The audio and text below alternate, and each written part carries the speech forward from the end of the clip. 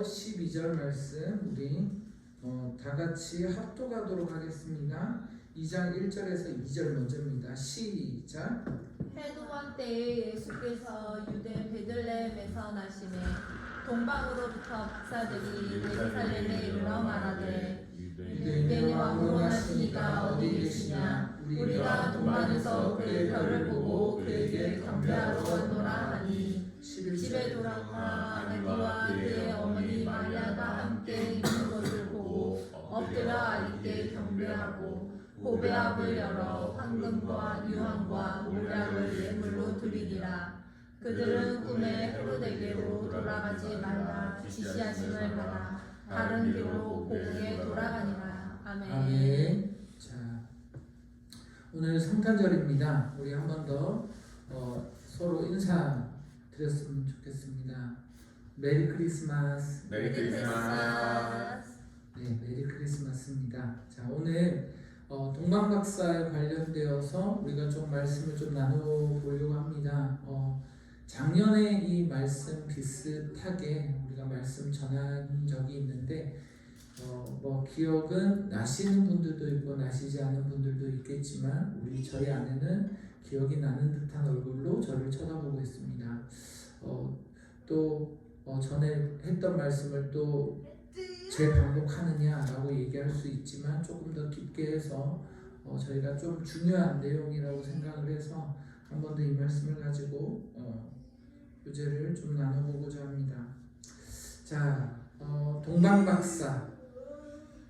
자, 동방박사는 그 동방 세계의 최고의 지성인들 그리고 권력층과 연결되어진 인물들이라고 할 수 있습니다.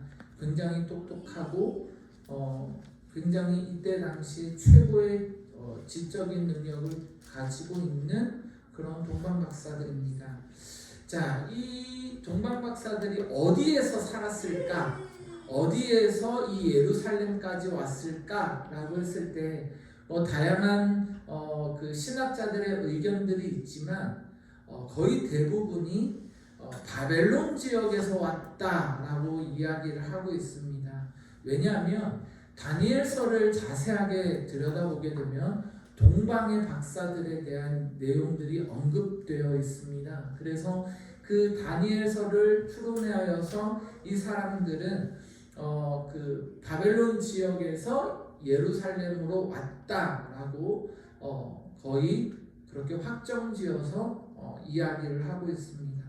자, 그러면 바벨론에서 베들레헴까지 거리가 얼마나 될까요? 자, 지금 다 차를 가지고 있잖아요. 다 차를 운전을 하고 다니고 있는데 부산에서 서울까지가 몇 킬로죠?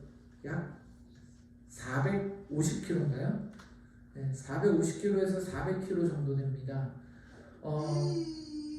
고속도로에서 그 100km 정도 밟았을 때 한 4시간 반 정도 걸리는 걸로 알고 있습니다. 쉬지 않고 달리게 되면 약 한 4시간 아니면 저 같은 경우는 한 3시간 반 쉬지 않고 달리면 한 3시간 만에 도착할 수 있는 거리긴 합니다만 바벨론에서 베들레헴까지의 거리는 약 1200km에서 1600km입니다.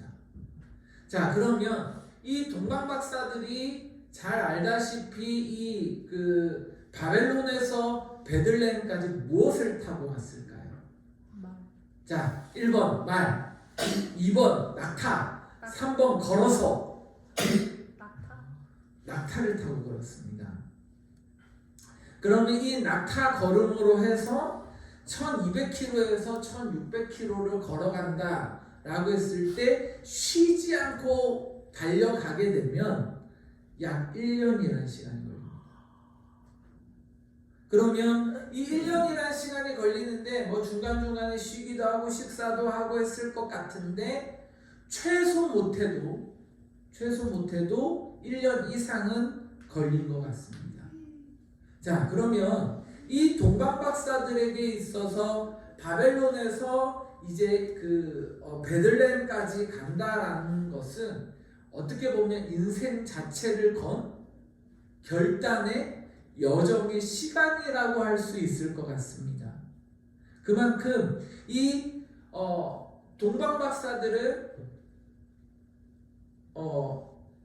이방인들이었음에도 불구하고 이 긴 결단의 여정을 메시아, 왕이신 메시아께 경배하기 위하여서 1년 이상의 시간을 준비했다라고 얘기를 해도 괜찮을 것 같습니다. 자, 그럼 이 동방 박사들이 무엇을 보고 베들레헴까지 갔나요? 별을 따라서 갔다라고 이야기를 하고 있죠. 자, 별을 따라서 갔다라고 얘기를 할 때 이것을 다른 말로 뭐라고 얘기할 수 있냐면 별을 따라서 하나님의 계시를 붙들고 순종함으로 어디까지 간 사람들인가요? 예루살렘까지 간 사람들이라고 얘기를 할 수 있을까요? 여러분들, 주님 앞에 온전히 경배할 수 있고 온전히 주님의 탄생을 기뻐할 수 있는 사람들은 실질적으로 어떠한 사람들이 경배하고 기뻐할 수 있냐라고 얘기했을 때 말씀을 붙잡는 사람들, 그 말씀에 순종하는 사람들, 그 말씀에 기뻐하는 사람들이 어떻게 해요? 주님의 탄생을 축하할 수 있습니다. 그분을 온전히 주님 앞에서 경배할 수 있다라고 우리는 얘기할 수 있을 것 같습니다. 결국 이 동방 박사들은 이방인들이었음에도 불구하고 별을 따라서 계시적인 말씀을 붙잡고 주님을 향하여서 경배하기 위하여서 1년 이상을 어떻게 베들레헴까지 달려온 자라고 이야기를 할 수가 있을 것 같아요. 자, 그런데 이 동방 박사들이 예수님의 탄생을 경배하고 축하하기 위하여서 1년 이상이라는 그 거리를 달려왔는데 빈손으로 왔냐? 라고 했을 때 빈손으로 오지는 않았다고 얘기를 하고 있죠. 자, 이들이 주님 앞에 다가왔을 때 무엇을 가지고 왔나요? 우리 11절 한번 다 같이 읽어보도록 할까요? 시작! 집에 들어가 안디와 그의 어머니 마리아가 함께 있는 것을 보고 엎드려 아주께 경배하고 보배압을 열어 황금과 유황과 모략을 예물로 드리니라. 아멘. 자, 이 동방 박사들이 무엇을 가지고 왔냐면 황금과 유향과 모략을 가지고 왔습니다. 이 동방 박사들을 다른 말로 뭐라고 표현하고 있냐면 지혜로운 자들이라고 표현을 하고 있는데 이 동방 박사들이 황금과 유향과 모략을 준비하고 왔을 때는 마지막 순간에 급하게 어떤 이 세 가지 예물을 준비하지는 않았다는 거겠죠.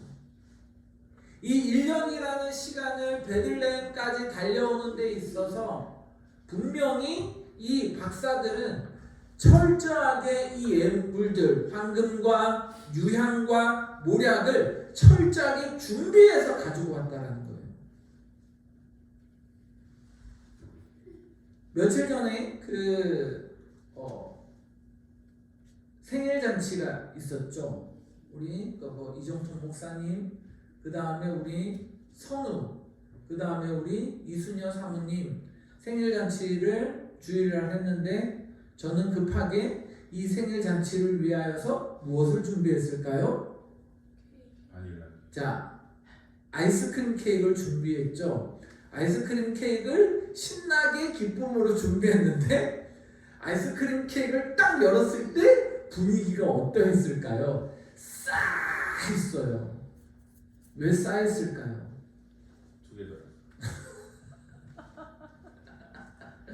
아이스크림 케이크 결론적으로는 맛이 없었다. 아니, 맛은 있었죠, 사실. 맛은 없었다가 아니에요. 별로였어요. 안에 투게더 맛이 들어있었고 바닐라 맛이 들어있었고 요거트 맛이 들어있었는데 저는 아이스크림 케이크를 사와가지고 이렇게 열었는데 환영받지 못했을 때는 그때가 처음이었던 것 같아요. 자, 깊게 생각하고 사왔을까요? 아니면 급하게 열심히 달려가서 후딱 사왔을까요? 후딱. 후딱 사왔어요. 그러니까 환영받지 못했는지도 모르겠네요. 자, 이 동방박사들은 이 아이스크림 케이크가 아니라 황금과 유황과 모략을 준비해서 왔을 때는 그만큼 생각하고 준비해 왔다라는 겁니다.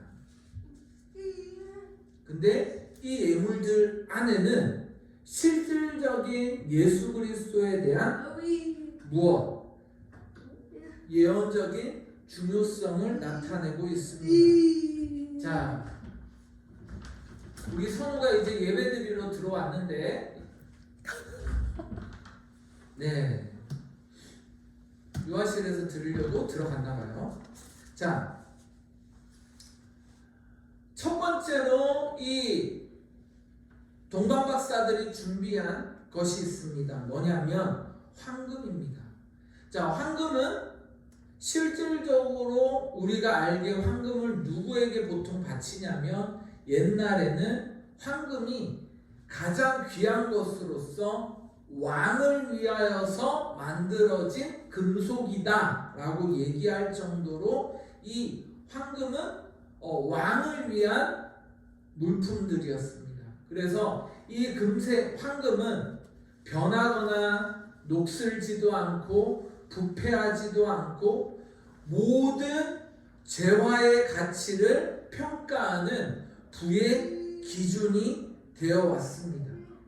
자, 그래서 이 동방박사들이 이 황금을 가지고 이 어린 아기 예수님께 바치는 것은 어떤 뜻이 있었냐면 황금이 잘 어울리는 왕이 되기를 기대하고 기뻐하는 마음으로 이 예수님께 황금을 바쳤다라는 겁니다. 자, 결국 우리가 아는 것은 왕의 예물인 황금은 예수 그리스도께 제대로 드려진 어떤 예언적인 예물이었다라는 것을 보편적으로 이야기를 해줍니다. 그러니까 결국 이 동방박사들은 고민하고 생각하여서 이 황금을 누구에게 예수님께 바칠 때에는 이 예수님이 왕이시다라는 것을 간접적으로 나타내고 선포하는 그런 예물인 것을 우리들은 기억해야 됩니다. 자, 그럼 두 번째로 이 박사들이 또 준비한 것이 있습니다. 무엇을 준비했을까요? 유향입니다. 자, 이 유향은 제사장들에게 합당했던 예물입니다. 값비싼 연고로서 병에 들어있던 예물 중에 하나가 이 유향입니다. 자,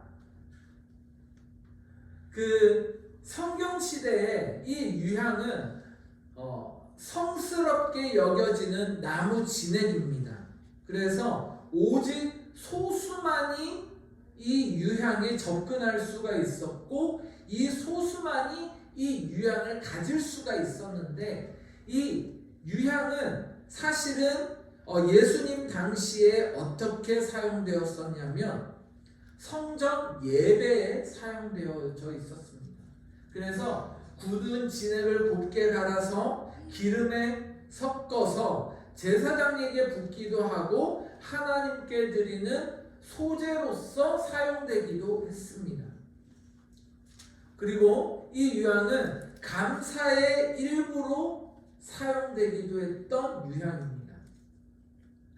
이 유향이 왜 감사제에 사용되어지고 왜 예배 성전에서 사용되어졌냐라고 얘기했을 때 이 진액 덩어리를 떼어놔서 불 위에 사르르면 어떤 일들이 일어나냐면 아름다운 향기로운 냄새가 어떻게 해요? 하늘로 올라가는 그런 것을 담고 있습니다.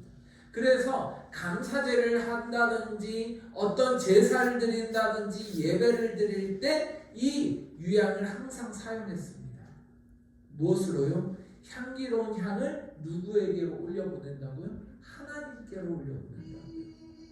그런데 이 하나님께로 향해 올려보낸다라고 했을 때 이때 당시에 이 향기를 올려보낼 때에 중심되어진 역할에 있던 사람이 누구였죠? 제사장이었잖아요. 제사장이었습니다. 그래서 이 유향은 최고의 왕이신 대제사장이신 예수 그리스도를 나타내는 부분 중에 하나의 표현이었던 겁니다. 자, 유향. 그 유향을 누구에게? 예수님께 드렸습니다. 예수님은 대제사장이십니다.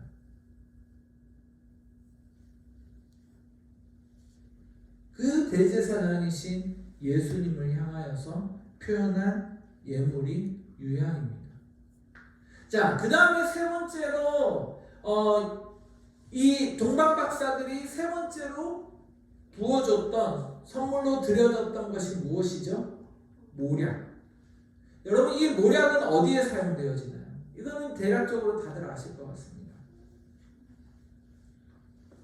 어디에 쓰여질까요? 이때 당시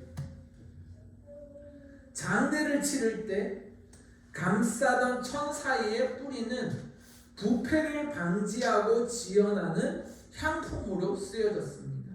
결국 이 모략이다라는 뜻을 가진 히브리 언어는 쓰다라는 단어를 사용합니다. 쓰다. 자, 여러분, 이 동방박사들이 모략을 가지고 왔어요. 근데 예수님은 지금 이제 막 태어난 어린 아이잖아요. 어린 아기입니다. 그 어린 아기에게 모략을 선물로 한다? 죽어서 장사 지낼 때 사용하는 물품을 제사장이 그 동방박사들이 예수님께 전한다? 여러분, 어떤 생각이 들까요? 말도 안 되는 예물일 수 있지만, 그러나 이 아기 예수님이 언젠가 우리들을 위하여서 당하실 고난을 보여주는 어떤 예언적인 예물이다라고 이야기를 할 수가 있습니다. 결국 동방박사들은 이렇게 얘기합니다. 우리 예수님은 우리의 진정한 왕으로 인정합니다. 이 예수님을 진정한 대제사장이심을 인정합니다. 그리고 또한 고난당하시는 우리의 구세주로 인정합니다. 그 이분이 우리와 우리의 죄를 위하여서 죽으시고 부활하실 분으로 어떻게 인정합니다 라는 의미에서의 예물입니다. 그만큼 철저하게 예물들을 준비했다는 것을 기억합니다.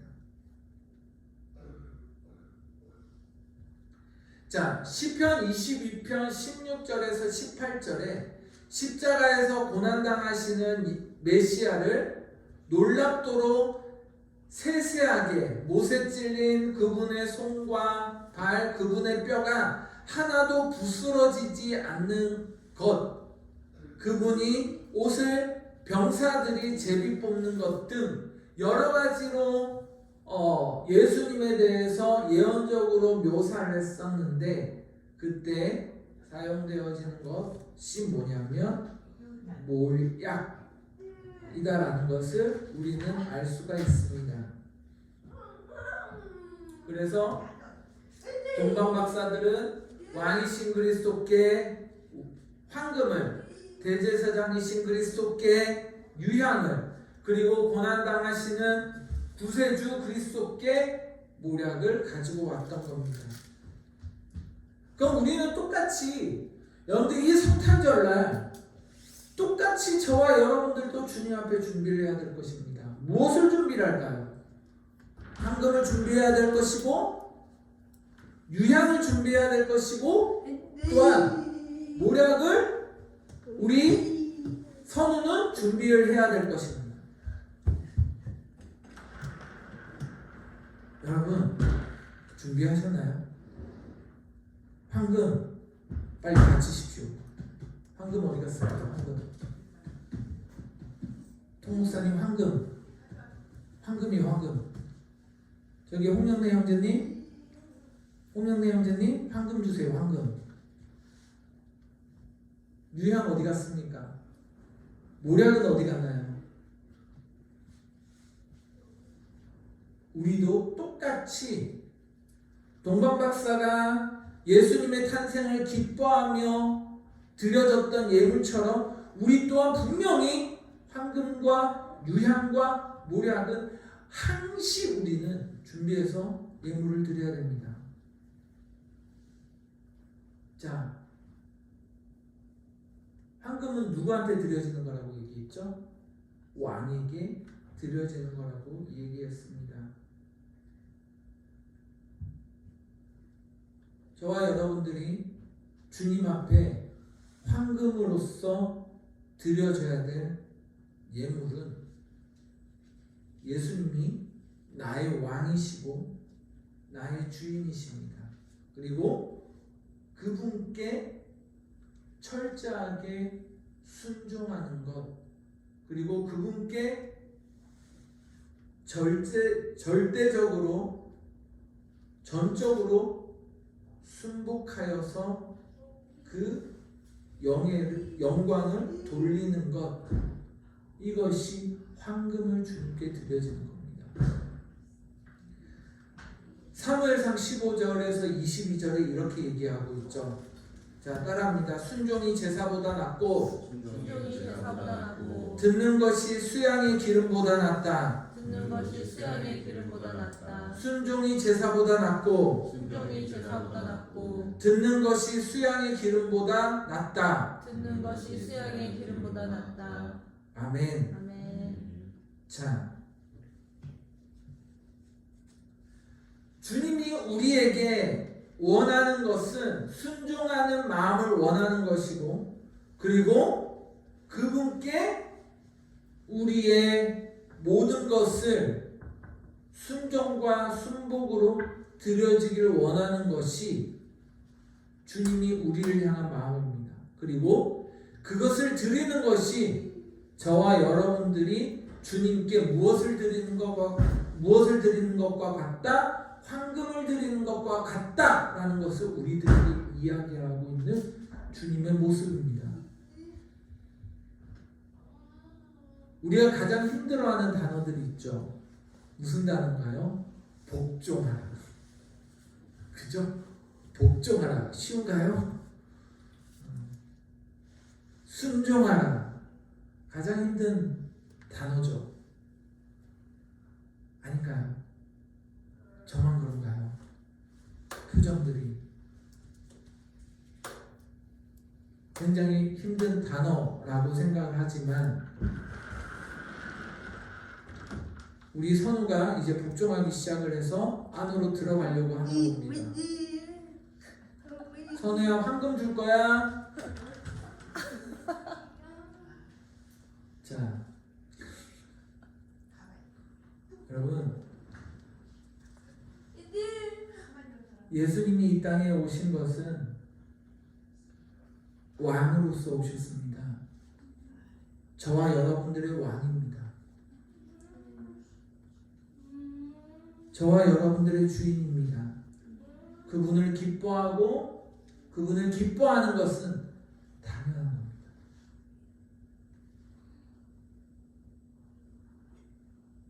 우리가 주님 앞에 그리스도인이 되었다라는 것은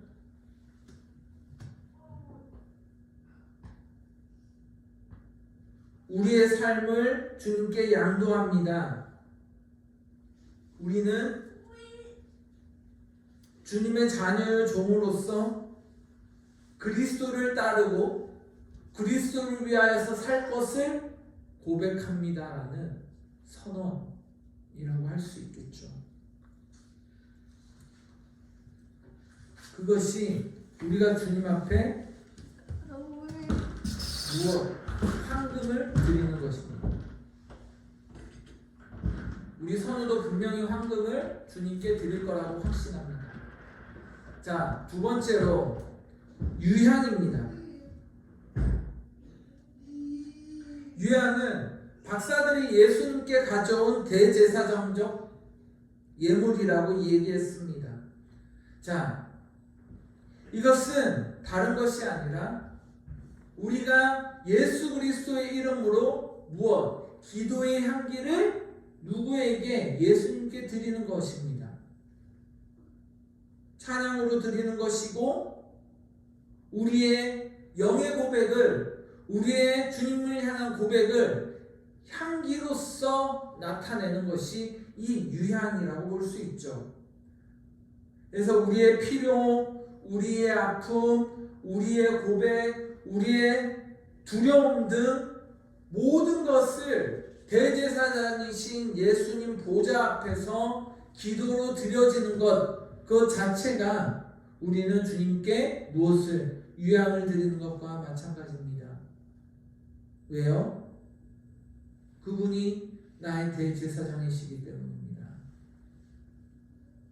그분이 우리의 기도를 들으시고 우리의 향기를 들으시고 기뻐하시며 또한 그 향기에 맞게 우리 가운데 응답하시는 분이십니다. 그래서 우리는 그분의 말씀 그대로 그분을 받아들이고 그분이 우리 안에서 우리를 위하여서 우리가 스스로 할 수 없었던 일들을 주님 앞에 간구함으로 우리는 그 주님의 영화롭게 할 수 있습니다. 주님, 나는 할 수 없지만 주님이 행해 주십시오.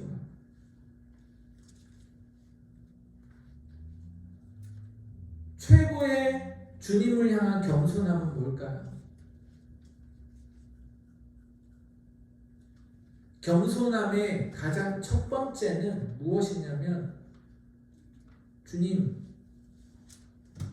나는 할 수 없으니 내 안에서 누가 행해달라고요? 주님이 행해달라.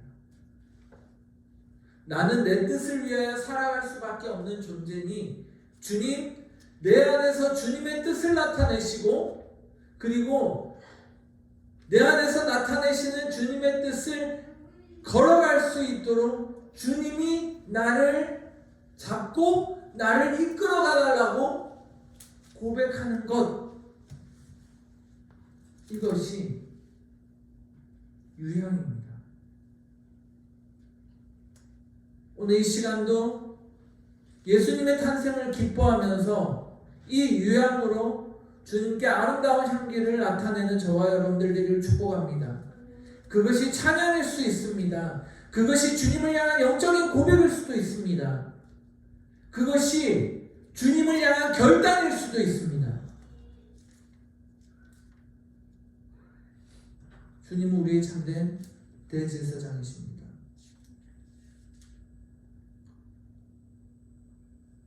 마지막으로 이 동방박사들이 전해드린 예물 중 마지막 모략이죠. 이 모략, 예수님이 우리의 죄를 위하여서 구세주로서 죽으심을 상징했던 예물, 우리가 그분께 우리의 마음을 드려줘야 될 모략, 예수님을 우리의 구주로 인정하고 예수님을 우리의 왕으로 인정하고 예수님을 우리의 대제사장 되신 그 예수님을 인정하는 것. 근데 중요한 건 이거죠. 예수님이 우리의 왕이십니다. 예수님이 우리의 대제사장이십니다. 라는 것을 믿지만 예수님이 나를 위하여서 십자가에 못 박혀 죽으시고 부활하셨다는 것을 믿지 않는다면 우리는 예수님을 믿는 것이 아닙니다. 모든 기본은 예수님께서 나를 위하여서 이 땅에 태어나셨고 나를 위하여서 대제사장 되어주신 것뿐만 아니라 마지막으로 예수님이 나를 위하여서 십자가에 못 박혀 죽으시고 그리고 그분을 믿는 자마다 구원을 받고 그분을 믿는 자마다 하나님의 자녀가 되었고 그분을 믿는 자마다 주님의 백성이 되었음을 믿는 것이 어떻게 보면 우리의 모략 대신 그 구세주를 믿는 것이고 영접하는 겁니다.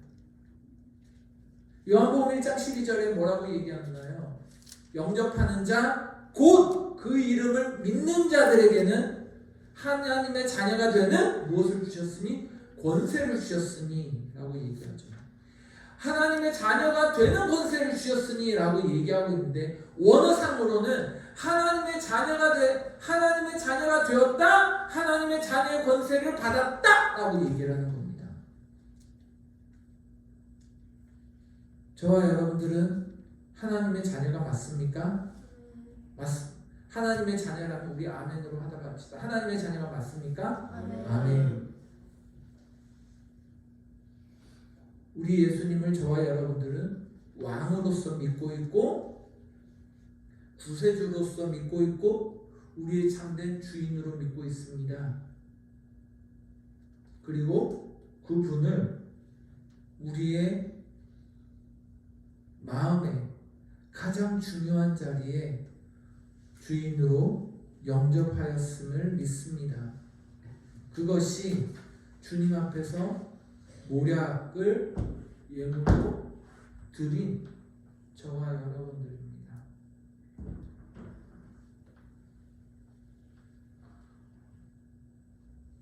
어떤 젊은이가 그 설교자에게 이런 불평을 내려놓았다 합니다. 그리스도의 죽음과 피만을 강조한 것에 대해서 이 청년은 불평을 늘어놓았습니다. 근데 이렇게 얘기합니다. 그리스도를 우리가 삶에서 본받아야 할 분으로 더 강조해야 된다라고 이 설교자에게 이야기를 했습니다. 근데 이 설교자가 그때 뭐라고 얘기하냐면 그 청년에게 당신은 예수님의 완전한 본을 따를 준비가 되어 있는가? 예수님의 삶의 본을 따를 준비가 되어 있는가? 라고 물었습니다.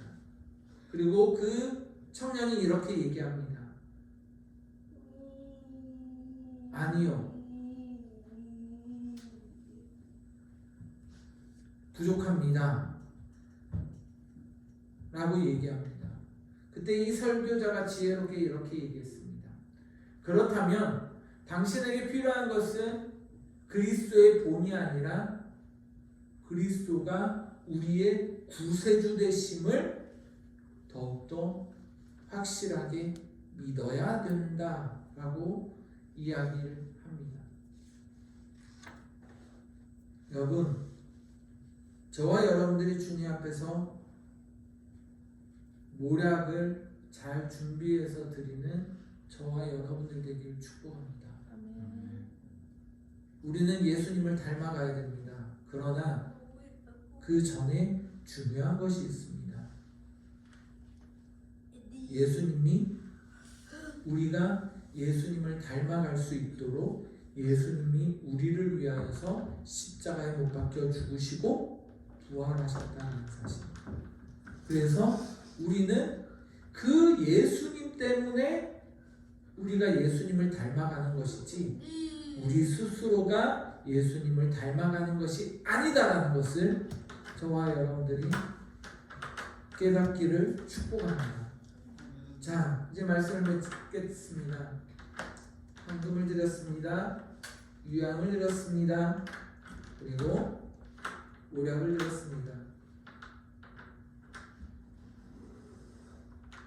저와 여러분들은 예수님을 왕으로서 인정하며 살고 있는가?